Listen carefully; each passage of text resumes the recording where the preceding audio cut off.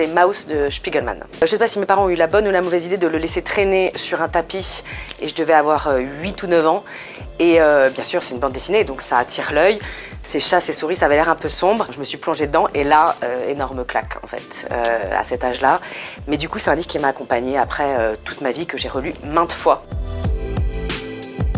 C'est Bio de Verlaine de Henri Troyat. Je connais déjà bien Verlaine, mais c'est vrai que voilà, Troyat, il a une sorte de style en même temps ultra classique et un peu bandit, qui fait qu'on a envie de redécouvrir les Flaubert, etc. qu'il a fait. Et la Bio de Verlaine est vraiment délicieuse. Je la conseille, vraiment. Par expérience, je dirais les poèmes saturniens de Paul Verlaine.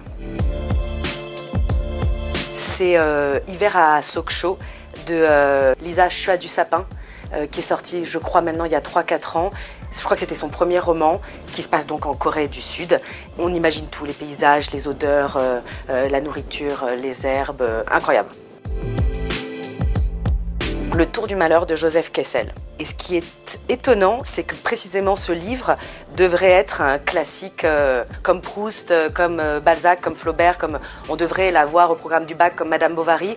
Et pour le coup, je trouve, en ayant fait des études de lettres, qu'il n'est pas connu. Alors que je pense que c'est un fondement de notre littérature française. C'est en 2 tomes, c'est très long, mais on ressort changé. Tour du malheur, fou.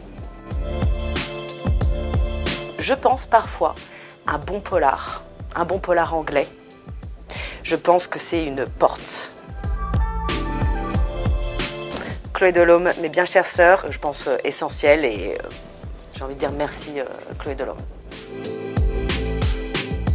Je crois que j'aime bien lire en étant en même temps en mouvement et donc être dans un double mouvement.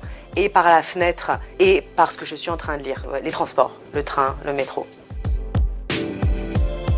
Il y a des moments, une page de Proust va nous sauver la vie et à un autre moment, relire un poème de Baudelaire va être une solution. Et donc, moi, je ne peux pas choisir en fait. Voilà.